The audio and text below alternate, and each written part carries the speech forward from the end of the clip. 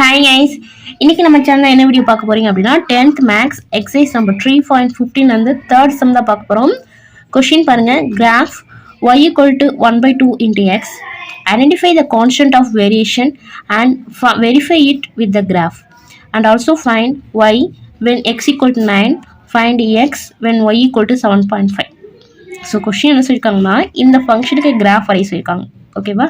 Graph y equal to 1/2x and also find the constant of variation and verify. அந்த constant of variation find பண்ண சொல்லிட்டு அந்த graph satisfy ஆகுதா verify பண்ண சொல்லியிருக்காங்க. And also find the value. X 9 இருக்கும்போது y value என்ன, y 7.5 இருக்கும்போது எக்ஸ் வேல்யூ என்ன அப்படின்னு கேட்டிருக்காங்க. ஓகேவா? இப்போ நம்ம கிராஃப் ட்ரா பண்ணோம், பட் டேபிள் வேல்யூ கொடுக்கல, நீங்கள் தான் டேபிள் வேல்யூ கிரியேட் பண்ணணும்.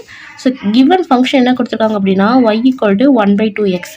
இதோட மீனிங் என்ன? 1/2xனாலும் சரி, இல்லை x/2 எதுனாலும் சரி, எல்லாம் ஒன்று தான். இதோட மீனிங் என்ன? நீங்கள் எக்ஸ் வேல்யூ எடுக்கணும், அந்த எக்ஸ் வேல்யூ 2ஆல் டிவிசிபிள் ஆகிற மாதிரி நீங்கள் பாயிண்ட்ஸ் எடுத்தீங்கன்னா கொஞ்சம் ஈஸியாக இருக்கும். ஓகேங்களா?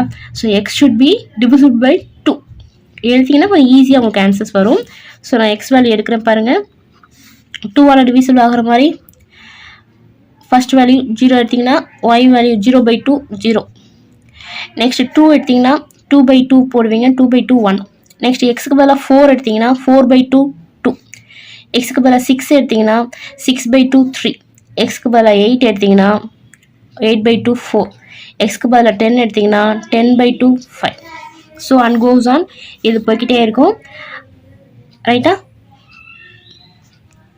நெகட்டிவ் சைட்ஸ் கூட நீங்கள் எடுக்கலாம், தப்பு கிடையாது. சரியா? ஏன்னா இங்கே நமக்கு பாசிட்டிவ் சைட் நெகட்டிவ் சைட் எதுவுமே சொல்லலை.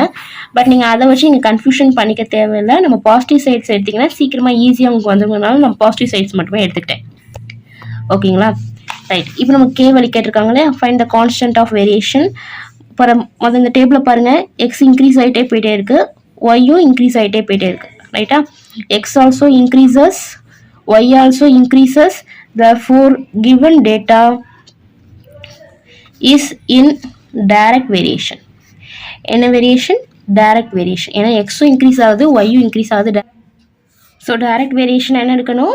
y equal to kx. ரைட்டா? அப்போ இதுலேருந்து எப்படி கே வழி கண்டுபிடிப்பீங்க? K alone keep it here. X அன்சைட் போகும்போது மல்டிப்ளை அன்சைட் போகும்போது டிவிஷன் ஆயிரும். So y by x. அப்போ y மேலே போடணும், கீழே எக்ஸ் போடணும். இங்கே இருக்கிற y பார்த்தீங்க அப்படின்னா 1, எக்ஸ் பார்த்தீங்கன்னா 2. அப்போ 1/2. therefore k value is 1/2. நீங்கள் இந்த எக்ஸ் ஒய் தான் எடுக்கணும் அவசியம் இல்லை. நீங்கள் எந்த எக்ஸ் அண்ட் ஒய் எடுத்தாலும் உங்களுக்கு 1/2 தான் வரும். இல்லை இதை நீங்கள் பார்த்தீங்க அப்படின்னால இதுதான் உங்களுக்கு இந்த k format. Y equal to kx. இங்கே பார்த்தீங்கன்னா கேக்கு பதில் என்ன தான் இருக்குது? 1/2 தான் இருக்குது. நீங்கள் சப்ஸ்டிட் பண்ணி பார்த்தாலும் உங்களுக்கு அதுதான் வரும், வெரிஃபை பண்ணி பார்த்தாலும் உங்களுக்கு அதுதான் வரும். ஸோ வெரிஃபை பண்ணிட்டோமா? நெக்ஸ்ட் பாருங்கள், கிராஃப் நமக்கு பர்டிகுலர் வேல்யூ கேட்டிருக்காங்க. எக்ஸ் 9 இருக்கும்போது ஒய் வேல்யூ என்ன? நம்மளோட ஃபஸ்ட்டு சப்டிவிஷன் எக்ஸ் அவங்களே கொடுத்தாச்சு. You have to find y value. So இப்போ பார்த்தீங்கன்னா இந்த ஃபங்க்ஷன் மாறாது. இந்த ஃபங்க்ஷனை ஃபஸ்ட் நீங்கள் எழுதிடணும். y equal to kx. இப்போ பார்த்தீங்கன்னா எக்ஸுக்கு பதிலாக 9 சப்ஸ்டிட் பண்ணுங்கள், கேக்கு பதிலாக நீங்கள் கண்டுபிடிச்ச வேல்யூ y 1/2 சப்ஸ்டிட் பண்ணுங்கள். அப்போ k is 1/2, x is 9. So 9/2 பார்த்தீங்கன்னா 4.5. அப்போ நீங்கள் பாயிண்ட்ஸ் எழுதும்போது அந்த எக்ஸ் எழுதணும், அடுத்து y எழுதணும். அப்போ 9,4.5 உங்களுக்கு பாயிண்ட். செகண்ட் சப்டிஷன் என்ன கொடுத்துருந்தாங்க? y 7.5 கொடுத்தாச்சு.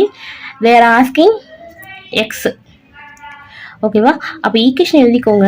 ஈக்குவேஷன் எழுதிட்டு அந்தந்த பிளேஸில் அதோட வேல்யூஸை சப்ஸ்டிட் பண்ணுங்கள். ஒய்க்கு பதிலாக அவங்களே 7.5 கொடுத்தாச்சு. ஈக்குவல் டு கே வேல்யூ நீங்கள் ஆல்ரெடி கண்டுபிடிச்சிட்டிங்க 1/2. எக்ஸு தெரியாது வச்சுக்கோங்க. எக்ஸ் எல்லாம் கீப் இட் ஹியர். இது அந்த சைட் போகும்போது மல்டிப்ளை ஆயிரும். ஸோ 7.5 × 2 பார்த்தீங்க அப்படின்னா 15.0 வரும். அது 0 வந்து டெசிமல் ஸ்ட்ரைக் அவுட் ஆயிரும். ஸோ 15. இது நீங்கள் பாயிண்ட்ஸ் எழுதிங்கன்னா முதல்ல எக்ஸ் எழுதணும். அப்போ x point is 15, y point is 7.5. அப்போ பாயிண்ட் எழுதும்போது 15,7.5. இவ்வளோதாங்க இந்த டெரிவேஷன். இப்போ இந்த டெரிவேஷனுக்கு நம்ம கிராஃப் போட போகிறோம். ஸோ கிராஃப் போடுறதுக்கு முன்னாடி நம்ம ஸ்கேல் பார்த்துக்கலாம். எக்ஸ் ஆக்சிஸ் எனக்கு மேக்ஸிமம் நான் 10 வரைக்கும் எடுத்திருக்கேன். ஒய் ஆக்சிஸ் மேக்ஸிமம் 5 வரைக்கும் எடுத்திருக்கேன். நெகட்டிவ் சைட்ஸே நான் சூஸ் பண்ணல. ஸோ எனக்கு பாசிட்டிவ் சைட்ஸோட கிராஃப் மட்டும் போதும். அப்போ ஸ்கேல் வேல்யூ நீங்கள் 2 எடுத்தாலும் ஓகே, இல்லை 1 எடுத்தாலும் ஓகே தான். ஸோ என்னோட கன்வீனியன்ட்காக நான் 2 யூனிட்ஸாக எடுத்துக்கிறேன். எக்ஸ் ஆக்சிஸை, ஒய் ஆக்சிஸ் 1 யூனிட்டாக எடுத்துக்கிறேன். ஸோ இப்போ பார்த்தீங்க அப்படின்னா நான் ஸ்கேலுக்கு ஏற்ற மாதிரி நான் டயக்ராம் ட்ரா பண்ணிட்டேன். எக்ஸ் ஆக்சிஸில் நான் 0, 2, 4, 6, 8, 10, 2 வரதுனால நான் எக்ஸ் ஆக்சிஸ் 2 யூனிட்ஸ் எடுத்திருக்கேன். ஒய் ஆக்சிஸில் எனக்கு 1 5 வரைக்கும் வந்தால் போதும். ஸோ ஐ எம் டேக்கிங் 1 1 நீட்டாக எடுத்திருக்கேன். சரிங்களா? So x axis y axis இப்போ மார்க் பண்ணலாம்.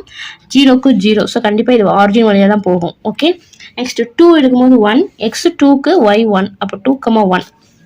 Next 4,2, X 4 Y 2, 4,2. நெக்ஸ்ட் 6,3, 6ல் 3. நெக்ஸ்ட் 8,4, 8க்கு 4. நெக்ஸ்ட் 10,5, 10க்கு 5. ஸோ மார்க் பண்ணிட்டோமா? பார்த்துக்கோங்க, கவுண்டிங் பார்த்துக்கோங்க. இங்கே 6 பாயிண்ட்ஸ் இருக்குது, நம்ம 6 பாயிண்ட் மார்க் பண்ணிட்டோம். அது ஒரு தடவை ஃபைனலாக செக் பண்ணிக்கோங்க. இப்போ ஸ்கேல் எடுத்து இந்த லைன் பாயிண்ட்ஸ் எல்லாம் என்ன பண்ணிக்க வேண்டியதான், ஜாயின் பண்ணிக்க வேண்டியதான். ஸோ இப்போ பார்த்தீங்க அப்படின்னா நம்ம பாயிண்ட்ஸ் எல்லாம் கனெக்ட் பண்ணியாச்சு. இந்த லைனோட நேம் என்னென்னு பார்த்தீங்கன்னா y = 1/2 × x. ஏன்னா இந்த ஃபங்க்ஷன் தான் அவங்க கொடுத்துருக்காங்க, அதுக்கு தான் இப்போ டயக்ராம் நம்ம வரைஞ்சிருக்கோம். ரைட் தானே? இப்போ டயக்ராம் முடிஞ்சிடுச்சு. இப்போ ஃபைண்டிங் பாயிண்ட் பாருங்கள். நம்ம என்ன பாயிண்ட் பண்ணோம், 9 எடுக்கும்போது கண்டிப்பாக அந்த லைன் எங்கே டச் ஆகிருக்கணும், 4.5ல் டச் ஆகிருக்கணும். ரைட்டா? அப்போ டயக்ராம் நீங்கள் செக் பண்ணுங்கள். எக்ஸ் 9ஆக இருக்கும்போது ஒய் 4.5 நேராக போயிருக்கணும். கரெக்டாக இருக்கா பாருங்கள். எக்ஸ் 9, 8க்கு 10க்கு இடம் இருக்கா தான் 9. எக்ஸ் 9ஆக இருக்கும்போது கண்டிப்பாக அந்த லைன் எங்கே போயிருக்கணும், 4.5 வழியாக போயிருக்கா. கரெக்டாக 4க்கும் 5க்கும் இடையில. Yes, it meets correctly. So பார்த்தீங்கன்னா 9,4.5. நெக்ஸ்ட் பாயிண்ட் என்ன கண்டுபிடிச்சு பாருங்க. ஒய் 7.5 இருக்கும்போது எக்ஸோட வேல்யூ என்ன கிடைச்சது, 15. அப்போ பாயிண்ட் ஆகும்போது 15,7.5. இப்போ நீங்கள் செக் பண்ணி பாருங்க. 15க்கு நேராக, 15ங்கிறது 14க்கும் 16க்கும் இடையில. ஸோ 15க்கு நேராக கண்டிப்பாக 7.5ல டச் ஆகிருக்கணும். 7.5ல டச் ஆகுதான்னு பாருங்கள். ஸோ இன்னொரு பாயிண்ட் கூட எடுத்துக்கலாம். ஸோ 7.5க்கு நேராக டச் ஆகுதா பாருங்கள்.